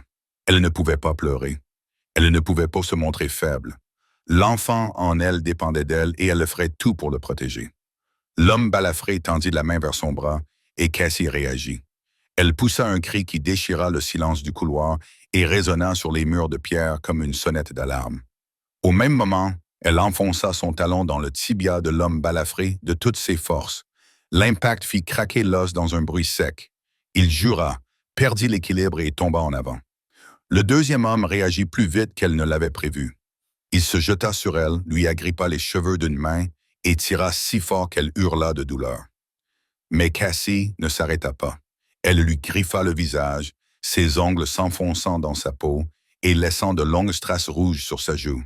Elle hurla à nouveau, hurla jusqu'à en avoir la gorge en feu. Il la gifla. Sa main s'abattit sur sa joue avec suffisamment de force pour faire basculer sa tête sur le côté, suffisamment pour faire exploser des étoiles derrière ses yeux. Elle tomba, les genoux heurtant la pierre. Mais même en tombant, elle enroula ses bras autour de son ventre, protégeant l'enfant qu'elle portait de toutes ses forces. Puis elle l'entendit. Des pas qui couraient, des pas qui martelaient le couloir, rapides et pressants, comme le tonnerre qui se rapprochait. « Arrête! Laisse-la partir! » La voix de Derek Kane retentit comme un coup de tonnerre, pleine d'autorité et de rage. Cassie leva la tête et vit Derrick et trois autres gardes se précipiter vers eux, les armes déjà dégainées, le visage durci par la violence. Les deux hommes qui l'avaient attaqué échangèrent un regard et tentèrent de s'enfuir, mais ils n'avaient aucune chance. Derrick attrapa l'homme balafré en quelques secondes et le plaqua au sol d'un coup à l'arrière du cou. Deux autres gardes s'occupèrent du deuxième homme, lui tordant le bras dans le dos et lui enfonçant le visage dans la pierre. Le cliquetis des menottes retentit lorsqu'ils furent menottés. Derrick s'agenouilla à côté de Cassie, son visage habituellement froid désormais rempli d'inquiétude. « Mademoiselle Mercer, vous allez bien? Êtes-vous blessée? » Cassie était assise contre le mur, tout son corps tremblant de manière incontrôlable. Sa joue était enflée et brûlante. Son genou lui faisait mal, la peau était écorchée. Mais elle ne pleurait pas. Pas une seule larme ne coulait. Ses bras étaient toujours enroulés autour de son ventre, et elle sentait le bébé bouger à l'intérieur, comme pour lui dire qu'il était toujours là, qu'il allait bien. « Le bébé », murmura-t-elle d'une voix tremblante. « Le bébé va bien. Je pense que le bébé va bien. » Puis elle entendit d'autres pas, plus rapides, plus frénétiques. Le bruit de quelqu'un qui courait, pas qui marchait. Elle leva la tête vers le bout du couloir. Lorenzo apparut, le visage blanc comme un linge, les yeux écarquillés de panique. Il se figea un instant, fixant ce qui se trouvait devant lui. Cassie affalée contre le mur, les joues enflées et les mains sur le ventre. Et quelque chose changea dans son regard. Quelque chose s'est brisé. Ou peut-être que quelque chose a finalement été admis. Lorenzo a couru vers elle, non pas en marchant vite, ni en se dépêchant, mais en courant. Pour la première fois de leur vie, les employés du manoir Valente ont vu leur patron courir. Ses pas résonnaient sur le sol en pierre, rapides et urgents, comme si chaque seconde qui passait était une seconde de trop. Son visage était blanc comme du papier, dépourvu de toute couleur, et dans ses yeux se lisait quelque chose que personne n'avait jamais vu auparavant. De la panique, de la peur pure à découvert et sans dissimulation. Il repoussa Derek, pas brutalement, mais pas gentiment non plus, et tomba à genoux devant Cassie. Ses genoux heurtèrent la pierre froide et il ne s'en rendit même pas compte. Ses mains tremblaient lorsqu'il tendit la main vers son épaule. Si légère qu'elle n'avait presque pas de poids, comme s'il avait peur que la moindre pression la brise. « Ça va ?» demanda-t-il d'une voix tremblante, qui n'avait plus rien à voir avec la voix froide et autoritaire à laquelle tout le monde était habitué. « Le bébé va bien? » Cassie leva les yeux vers lui, vers ses yeux gris remplis d'inquiétude, et elle sentit quelque chose d'étrange se serrer dans sa poitrine. Ce n'était pas le chef de la mafia. C'était juste un homme qui avait peur. Peur de perdre quelque chose qu'il n'avait peut-être même pas encore nommé. « Je vais bien », murmura-t-elle, la voix toujours tremblante. « Nous allons bien. » Lorenzo ferma les yeux et poussa un long soupir, comme s'il venait d'être ramené du bord du gouffre, comme s'il avait retenu son souffle depuis le moment où il avait entendu jusqu'à cet instant précis. Quand il rouvrit les yeux, son regard se posa sur l'ecchymose rouge qui gonflait sur sa joue. Sa mâchoire se crispa, un muscle sauta sous sa peau et l'inquiétude dans ses yeux se transforma lentement en quelque chose d'autre, de plus froid, de plus dangereux. « Qui a fait ça ?» demanda-t-il. Et maintenant, sa voix était glaciale. Chaque mot était tranchant comme de l'acier. Derrick s'approcha, le ton grave. « Cusso, monsieur, nous les avons attrapés tous les deux. » Lorenzo se leva lentement et se tourna vers les deux hommes, menottés, face contre terre. Il s'approcha, s'arrêta devant eux, et Cassie vit quelque chose dans ses yeux lorsqu'il baissa le regard. Ce n'était pas de la colère. La colère pouvait être comprise, contrôlée. C'était quelque chose de bien plus dangereux. C'était une destruction contenue, attendant d'être libérée. « Emmenez-les au sous-sol », ordonna Lorenzo d'une voix dénuée d'émotion. « Je vous rejoindrai plus tard. » Deux gardes relevèrent les hommes et les emmenèrent. Celui qui avait des cicatrices regarda Lorenzo avec défi. Mais lorsque ses yeux rencontrèrent ceux du patron, le défi disparut, remplacé par une lueur de peur qu'il ne pouvait cacher. Lorenzo se retourna vers Cassie. Son visage s'adoucit un peu lorsqu'il la regarda, mais sa voix portait toujours un ordre qui ne pouvait être refusé. « Amenez-la dans la maison principale, dans la pièce à côté de la mienne. » Cassie ouvrit la bouche pour protester. « Je n'ai pas besoin. » Mais Lorenzo s'était déjà baissé, à nouveau à la hauteur de ses yeux, et la regardait droit dans les yeux d'un regard qu'elle ne pouvait ignorer. « Ce n'est pas une suggestion, Cassandra, » dit-il d'une voix basse mais grave. « Ils sont venus pour toi. Ils reviendront et la prochaine fois, nous n'arriverons peut-être pas à temps. » Il fit une pause, et lorsqu'il reprit la parole, sa voix s'était légèrement adoucie. « Reste près de moi, c'est là que tu seras le plus en sécurité. Je ne laisserai personne te toucher à nouveau. » Pour la première fois, Cassie ne discuta pas. Elle acquiesça et laissa Maggie et un garde l'aider à se relever, puis les suivit dans la maison principale. La pièce où ils l'emmenèrent se trouvait au deuxième étage, juste à côté de la chambre principale de Lorenzo. Elle était 5 fois plus grande que son ancienne chambre, avec un grand lit recouvert de draps blancs, une coiffeuse en acajou et une large fenêtre donnant sur la vallée de Napa qui s'étendait en contrebas.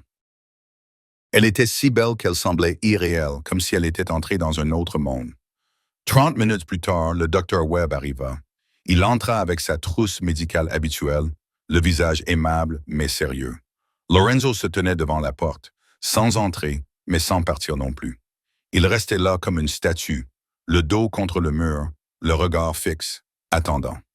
Le docteur Webb l'examina plus attentivement qu'auparavant. Il vérifia le rythme cardiaque du bébé, prit sa tension artérielle, lui demanda si elle avait mal et où elle avait été frappée. Il soigna délicatement l'ecchymose sur sa joue, l'égratignure sur son genou et les petites ecchymoses sur ses bras. Quand il eut terminé, il lui adressa un sourire rassurant. « Le bébé va bien, mademoiselle Mercer. Son rythme cardiaque est normal. Aucun signe d'anomalie. C'est une petite fille robuste. » Il marqua une pause, sa voix devenant plus grave. « Mais vous êtes en état de choc. Votre corps a besoin de temps pour récupérer. Reposez-vous complètement pendant quelques jours. Pas de travail, pas de stress. D'accord, acquiesça Cassie. Merci, docteur. » Le docteur Webb sortit et Cassie l'entendit parler avec Lorenzo juste devant la porte. Elle va bien. Le bébé va bien. Aucune blessure grave. Sa voix baissa d'un ton. Mais il ne lui reste que quelques semaines avant l'accouchement. Pendant cette période, elle a besoin de protection. Tout stress important pourrait mettre en danger la mère et le bébé. « Je comprends », répondit Lorenzo d'un ton sec et dur. Après le départ du médecin, Lorenzo apparut dans l'embrasure de la porte. Il n'entra pas, se contentant de rester sur le seuil, comme s'il y avait une ligne invisible qu'il n'osait pas franchir. « Si tu as besoin de quoi que ce soit, dis-le-moi », dit-il d'une voix plus douce que d'habitude. « Quoi que ce soit ». Cassie regarda l'homme debout devant elle, vêtu d'un costume impeccable, les yeux fatigués, et lui posa la question qui lui trottait dans la tête depuis le moment où cela s'était produit. « Je veux juste savoir une chose. Pourquoi? Pourquoi voulait-il m'emmener? » Lorenzo resta silencieux pendant un long moment. Il regarda par la fenêtre la vallée qui s'enfonçait dans le crépuscule, et lorsqu'il se retourna vers elle, ses yeux reflétaient quelque chose qu'elle n'avait jamais vu chez lui auparavant. « Parce qu'il pense que tu comptes pour moi. » La réponse était d'une simplicité presque choquante. Cassie sentit son cœur battre plus fort. « Est-ce que je compte? » Lorenzo ne répondit pas. Il resta simplement là, à la regarder. Et dans ses yeux gris, elle vit tout ce qu'elle avait besoin de savoir. Il ne parlait pas, mais ses yeux disaient tout. Puis il se détourna et s'enfonça dans l'obscurité du couloir, la laissant seule dans cette pièce inconnue. Cassie s'allongea dans le lit étrange, remonta la couverture jusqu'à sa poitrine et fixa le haut plafond. Elle se trouvait dans une pièce inconnue, dans un monde inconnu, sous la protection d'un homme qu'elle ne comprenait toujours pas complètement. Et avec une lucidité effrayante, elle réalisa qu'elle était devenue la faiblesse du plus puissant chef mafieux de la Napa Valley. 3 jours s'étaient écoulés depuis l'agression dans le couloir. La contusion sur la joue de Cassie s'était estompée, passant du rouge au violet, puis au jaune et au vert, et son genou ne lui faisait plus mal lorsqu'elle marchait. Mais il y avait des blessures qui ne se voyaient noires sur la peau, des blessures invisibles qui ne guérissaient pas aussi vite. Chaque nuit, elle s'allongeait dans la grande chambre à côté de celle de Lorenzo, fermait les yeux et essayait de dormir. Mais le sommeil ne venait pas. Chaque fois qu'elle fermait les yeux, elle revoyait le visage balafré de l'homme. Elle entendait à nouveau leur voix froide. Elle sentait la main qui lui tirait les cheveux et la secouait violemment. Elle savait qu'elle était en sécurité. De nouveaux gardes montaient la garde juste devant la porte. Elle savait que Lorenzo ne laisserait personne la toucher à nouveau, mais la peur ne tenait pas compte de la raison. La 3e nuit, à 2 heures du matin, Cassie renonça à essayer de dormir. Elle avait mal au dos. Le bébé dans son ventre n'arrêtait pas de bouger, et les murs de cette pièce inconnue semblaient peser sur elle. Elle avait besoin d'air. Elle avait besoin d'eau. Elle avait besoin de sortir de son lit, ne serait-ce qu'un instant. Elle enfila une fine robe de chambre sur ses épaules et sortit dans le couloir. À cette heure-là, le manoir était silencieux, éclairé uniquement par de petites lampes d'angle et le bruit doux de ses pas sur la moquette. Elle descendit les escaliers vers la cuisine, un chemin qu'elle avait mémorisé au cours des derniers jours. La cuisine était sombre, baignée uniquement par la lumière de la lune qui se déversait à travers la large fenêtre et se reflétait sur le sol en pierre comme de l'argent. Cassie entra, avec l'intention de prendre un verre d'eau, et se rendit compte qu'elle n'était pas la seule à être réveillée.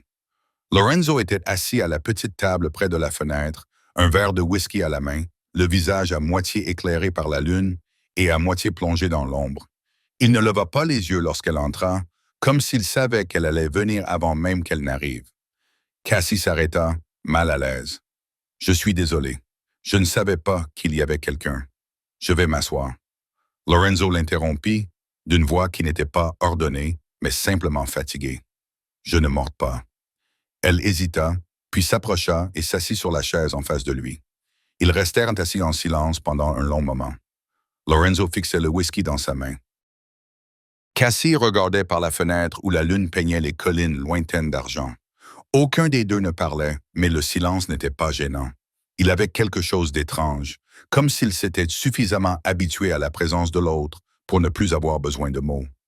Lorenzo prit la parole le premier, d'une voix basse dans l'obscurité. « Qu'est-ce qui vous fait le plus peur? » La question était tellement inattendue que Cassie prit un moment pour répondre.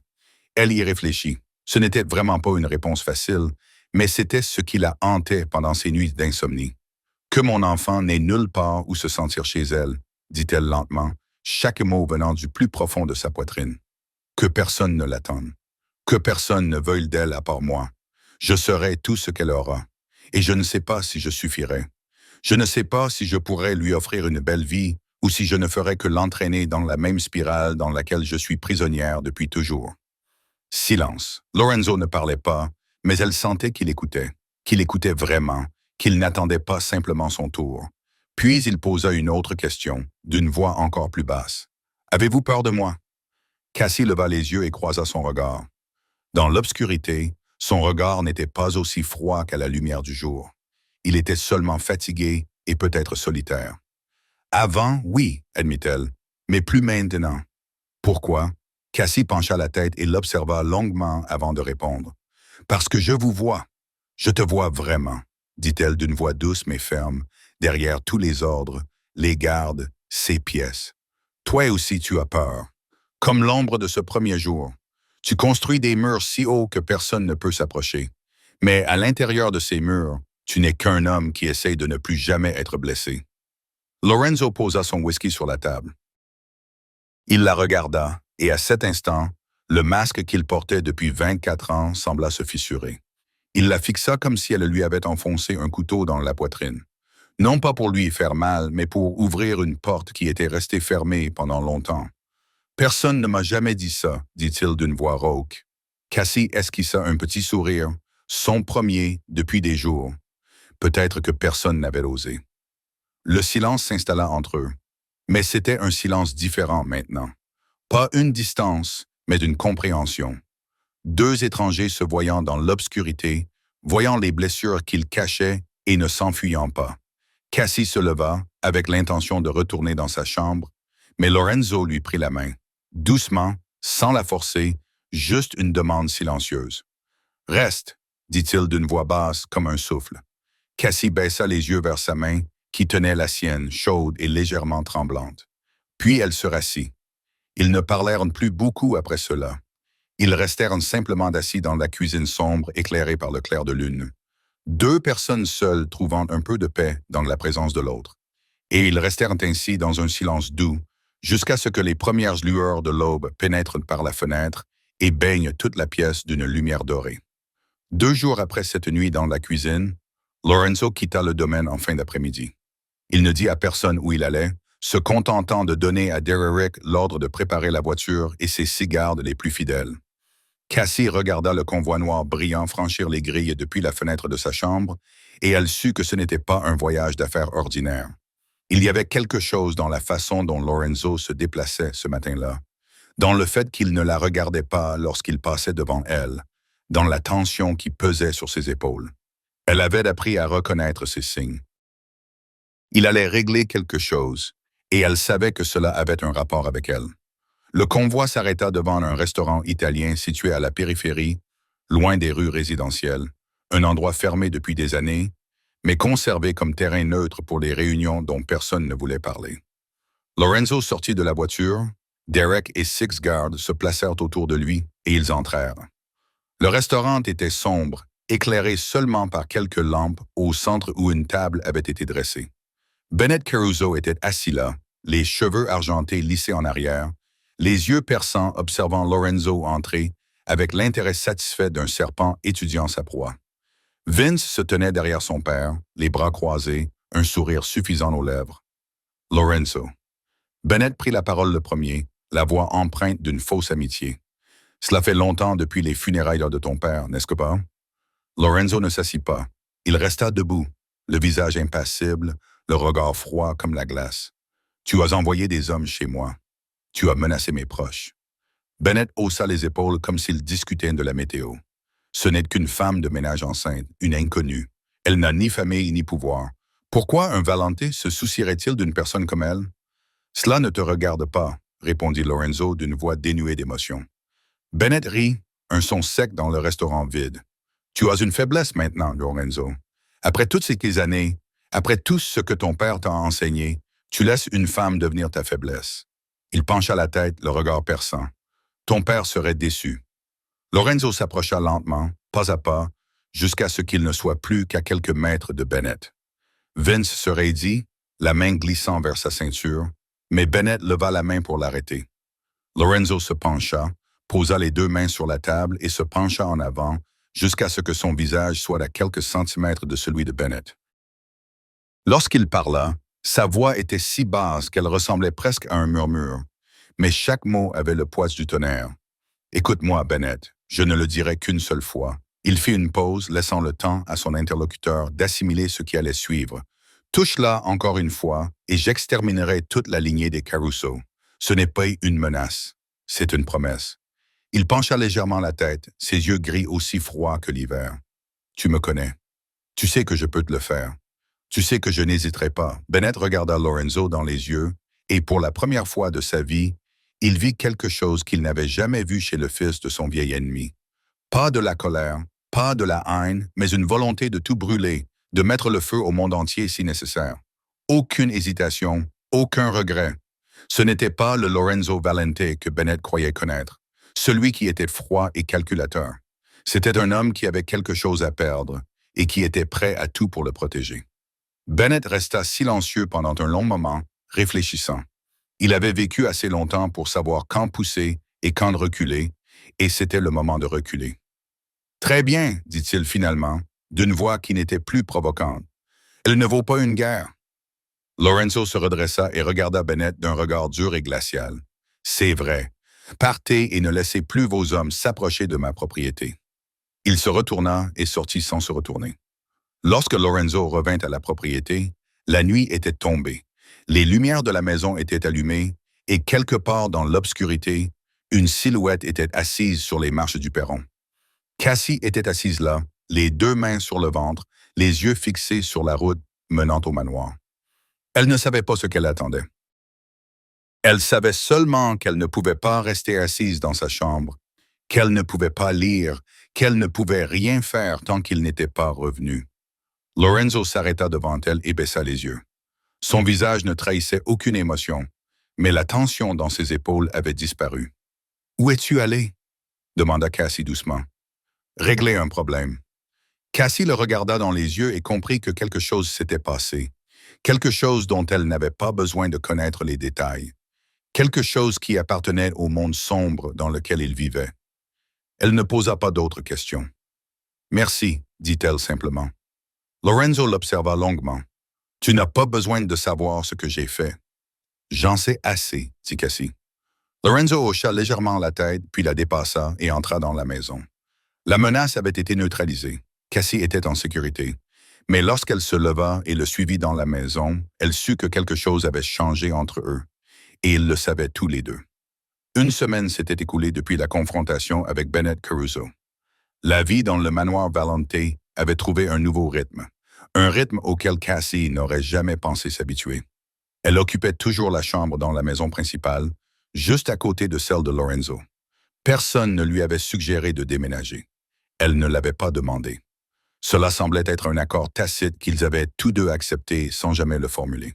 Son ventre était désormais énorme, à 9 mois, si lourd que chaque pas était plus difficile que le précédent. Le docteur Webb venait une fois par semaine et disait que le bébé arriverait dans 2 à 3 semaines. Chaque fois qu'elle entendait cela, Cassie posait une main sur son ventre et ressentait un mélange d'excitation et de peur qu'elle ne pouvait exprimer avec des mots. Cet après-midi-là, Cassie se tenait à côté de Shadow dans le paddock, comme elle le faisait tous les jours. Le soleil couchant transformait tout en or les collines lointaines, l'herbe à ses pieds, la vieille clôture en bois, la robe noire brillante du cheval à côté d'elle. Le monde semblait avoir été badigeonné de miel chaud, d'une beauté qui semblait irréelle, comme une peinture sortie d'un rêve qu'elle n'avait jamais osé faire. Shadow avait complètement changé depuis le cheval sauvage qu'elle avait rencontré le premier jour. Il se tenait tranquillement à ses côtés, doux et patient, comme un gardien fidèle. Chaque fois que quelqu'un s'approchait, il levait la tête pour vérifier, puis se retournait vers elle comme pour dire « Tout va bien, je suis toujours là ». Le cheval baissa la tête et pressa son museau doux contre le ventre de Cassie. Elle eut un petit rire et leva la main pour lui caresser la tête, sentant la douceur de sa robe sous sa paume. Puis le bébé donna un coup de pied si fort que Cassie vit son ventre se soulever. À un moment donné, Shadow le sentit. Le cheval resta immobile comme une pierre, les oreilles dressées vers l'avant. Il ne bougeait pas. Il ne soufflait pas, comme s'il avait concentré toute son attention sur le miracle qui se produisait juste sous son nez. Cassie retint son souffle. Une main sur la tête du cheval, l'autre sur son ventre. Profitant de l'instant, le bébé donna un nouveau coup de pied et Shadow poussa un petit hennissement doux, le son le plus doux qu'elle lui ait jamais entendu émettre. Elle ne savait pas que quelqu'un les observait. Lorenzo sortait de la maison principale avec l'intention d'aller quelque part pour s'occuper d'une affaire. Mais il s'arrêta lorsqu'il vit la scène dans le paddock. La petite femme au ventre gonflé, le grand cheval noir courbé à côté d'elle.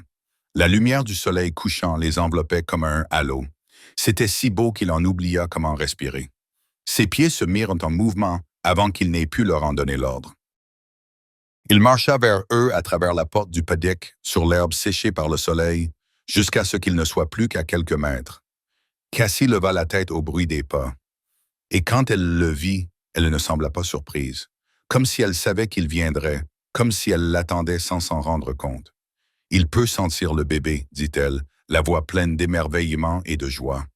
Il sait qu'il y a quelque chose ici. » Lorenzo se tenait à côté d'elle, regardant le museau de Shadow toujours posé contre son ventre, regardant la courbe ronde et tendue sous sa robe simple. Il s'était tenu face aux ennemis les plus dangereux. Il avait affronté la mort sans trembler. Mais maintenant, face à une femme enceinte et à un enfant à naître, il se sentait trembler d'une manière qu'il ne pouvait expliquer. « Peut-être que je pourrais, demanda-t-il, hésitant, sans même savoir ce pourquoi il demandait la permission. Cassie le regarda dans les yeux et y vit quelque chose qu'elle n'avait jamais vu auparavant. De la vulnérabilité, du désir et la peur d'être rejetée. Elle prit sa main. Sa main était chaude, grande, rugueuse, avec des callosités dues à des années passées, à porter le poids d'un empire. Elle la posa sur son ventre, juste à l'endroit où le bébé avait donné un coup de pied. Ils restèrent ainsi un moment, en silence, à attendre. Puis le bébé donna un coup de pied directement dans la paume de Lorenzo. Il se figea, les yeux écarquillés, le souffle coupé. Il fixa sa main posée sur le ventre de Cassie, puis à nouveau son ventre, comme s'il n'arrivait pas à croire ce qu'il venait de ressentir. Comme s'il avait touché quelque chose de sacré, quelque chose qui dépassait tout ce qu'il avait connu dans son monde froid et violent. « Strong », murmura-t-il d'une voix basse et légèrement tremblante, comme celle de sa mère. Cassie sentit les larmes monter et couler. Elle ne les retint pas. Elle pleura, mais pas de tristesse ni de peur. Elle pleura parce que pour la première fois depuis longtemps, peut-être pour la première fois de sa vie, elle ne se sentait pas seule. Quelqu'un se tenait à ses côtés, quelqu'un touchait son enfant avec tendresse et émerveillement. Quelqu'un la regardait comme si elle comptait. 3 vies se tenaient là, dans l'après-midi doré. Shadow, le museau toujours pressé contre son ventre, lui allait doux. Cassie, des larmes sur les joues et un sourire aux lèvres. Lorenzo, les mains toujours posées sur son ventre, sentant chaque petit mouvement de l'enfant à l'intérieur. Personne ne dit rien d'autre. Ils n'en avaient pas besoin. La lumière du soleil couchant continuait à tout dorer, et à cet instant, le monde extérieur cessa d'exister. Il n'y avait qu'eux et le miracle qu'ils partageaient. Ce soir-là, après le dîner, Maggie vint dans la chambre de Cassie et lui dit que Lorenzo voulait la voir dans son bureau. Cassie sentit son cœur battre plus vite. Ne sachant pas si c'était de l'inquiétude ou autre chose, elle se leva et suivit Maggie jusqu'au 2e étage. Avançant lentement, alourdie par son ventre et ses jambes douloureuses. 9 mois de grossesse avaient épuisé ses forces, mais elle continuait malgré tout, comme elle l'avait fait pendant 27 ans. Lorsqu'elle arriva au bureau, la porte en chêne était déjà ouverte. Lorenzo se tenait près de la grande fenêtre donnant sur la vallée, lui tournant le dos. Il portait une chemise blanche aux manches retroussées. Sans costume ni cravate, il semblait moins froid que d'habitude. La lampe sur son bureau projetait une ombre jaune et chaude sur le parquet, et dans le silence de la pièce, Cassie pouvait entendre les battements de son propre cœur. Lorenzo se retourna lorsqu'il entendit ses pas. Il tenait dans ses mains 2 enveloppes en ivoire, épaisses et formelles. Il lui fit signe de s'asseoir sur la chaise devant son bureau. « Asseyez-vous, dit-il. » Cassie s'assit, les 2 mains posées sur son ventre, les yeux fixés sur lui avec une inquiétude qu'elle ne pouvait cacher. « Quelque chose ne va pas? » Lorenzo ne répondit pas tout de suite. Il s'approcha et lui tendit la première enveloppe. « Tu veux l'ouvrir? » Cassie prit l'enveloppe, les mains légèrement tremblantes, et l'ouvrit. À l'intérieur se trouvait une pile de documents juridiques tamponnés et signés. Elle les lut ligne par ligne, et lorsqu'elle comprit ce que cela signifiait, ses yeux s'écarquillèrent jusqu'à ce qu'elle puisse à peine y croire. Ce sont les papiers de propriété de Shadow. Lorenzo acquiesça, le visage impassible, mais le regard adouci, fixé sur elle. « Vous l'avez apprivoisé. Il vous appartient entièrement. À partir de maintenant, c'est votre cheval, pas le mien. » Cassie secoua la tête, essayant de rendre les papiers, Je ne peux pas accepter ça. Ce cheval vaut 2 millions de dollars. Je ne suis qu'une simple. Vous pouvez. Lorenzo l'interrompit, doux mais inflexible. Et vous le ferez. Shadow n'écoute que vous. C'est lui qui vous a choisi, pas l'inverse. Je ne fais que ce qui doit être fait. Avant que Cassie n'ait le temps de dire quoi que ce soit, Lorenzo lui tendit la deuxième enveloppe. Celle-ci était plus légère, et lorsqu'elle l'ouvrit, une clé tomba dans sa paume, accompagnée d'une feuille de papier. Elle lut le papier et cette fois, elle resta sans voix. La maison à l'est du domaine, expliqua Lorenzo d'une voix basse et posée.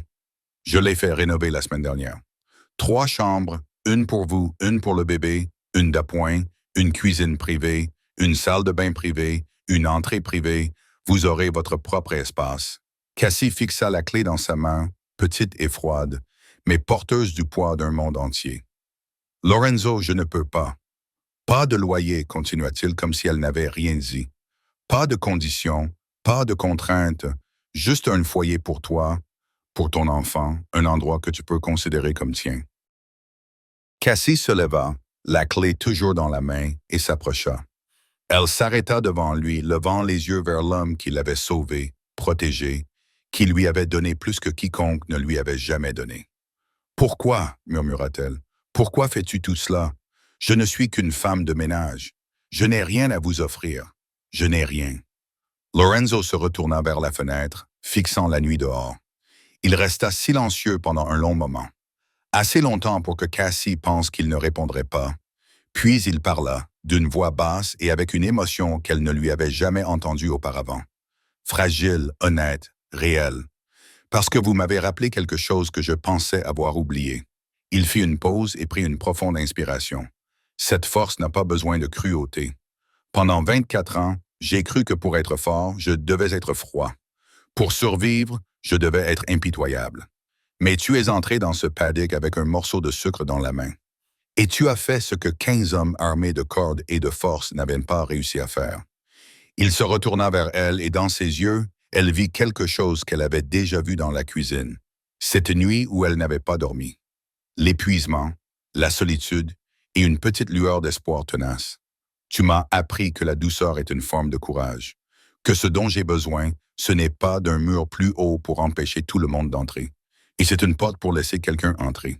Il s'approcha, assez près pour qu'elle puisse voir chaque ride de son visage, les légères pattes d'oie au coin de ses yeux, les premiers cheveux gris à ses tempes. Tu n'as pas à répondre. Tu n'as rien à dire. La maison est là. Le cheval est à toi. Le reste dépend de toi. Je ne te demande rien. Cassie sentit les larmes monter, mais elle ne les laissa pas couler. Pas maintenant. Elle s'approcha encore, suffisamment pour sentir la chaleur qui se dégageait de son corps. Elle leva la main et posa sa paume sur sa poitrine, juste au-dessus de son cœur. « Merci, murmura-t-elle d'une voix tremblante, d'avoir ouvert cette porte. » Lorenzo baissa les yeux vers sa main posée sur sa poitrine, puis leva les yeux vers elle. Il leva sa propre main, recouvrit la sienne et la maintint là, chaude, immobile, comme une promesse qui n'avait pas besoin de mots.